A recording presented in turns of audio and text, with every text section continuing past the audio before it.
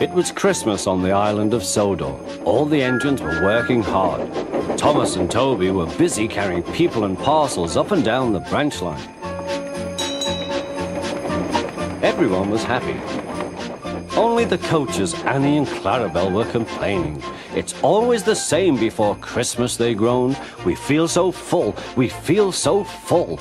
Oh, come on, said Thomas. Where's your festive spirit? Christmas Day is almost here. By the side of the track was a lonely little cottage with a familiar figure waving to them. It's Mrs. Kindly. Peep, peep, Happy Christmas. Thomas always felt better for seeing her. Christmas just wouldn't be Christmas without Mrs. Kindly. When work was over, Thomas went to see the other engines. All their coats had been polished. "Ha," said Gordon, "just look at us.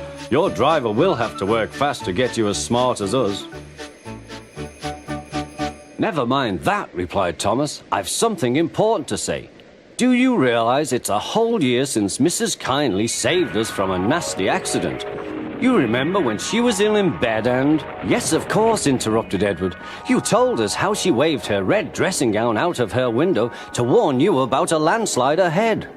"And you and Toby gave her presents," Percy joined in.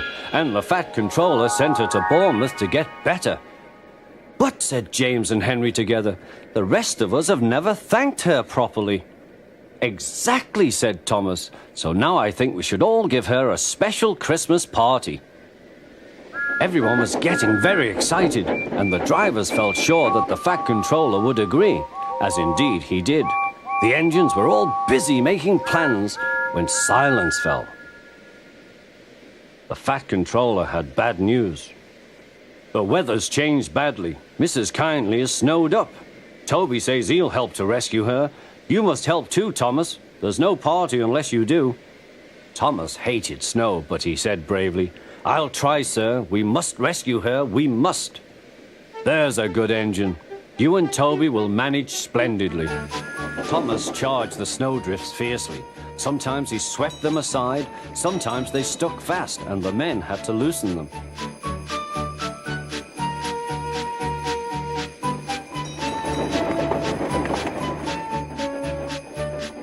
But at the cutting near the cottage, they could go no further. "Look at that!" exclaimed Thomas's fireman. "Peep, peep, peep! Here we are!" whistled Thomas. An answering wave came from an upstairs window. Then they heard a familiar sound. "That's Terence," said Thomas. "He's come to help too." Sure enough, Terence had a snowplow and was working hard to clear a path to the railway line in safety. At long last, the rescue was complete. Percy took the tired workmen home.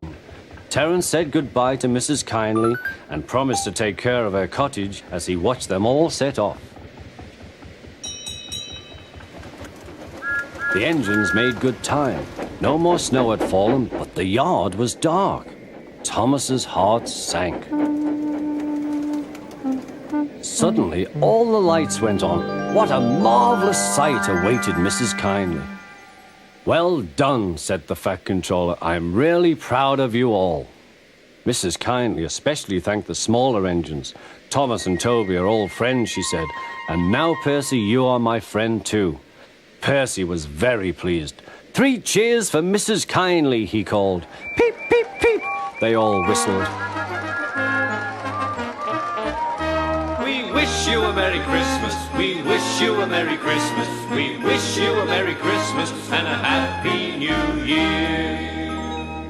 Thomas the Tank Engine and his friends thought it was the best Christmas ever, and Mrs. Kindly could think of nowhere she would rather live than here with them on the island of Sodor.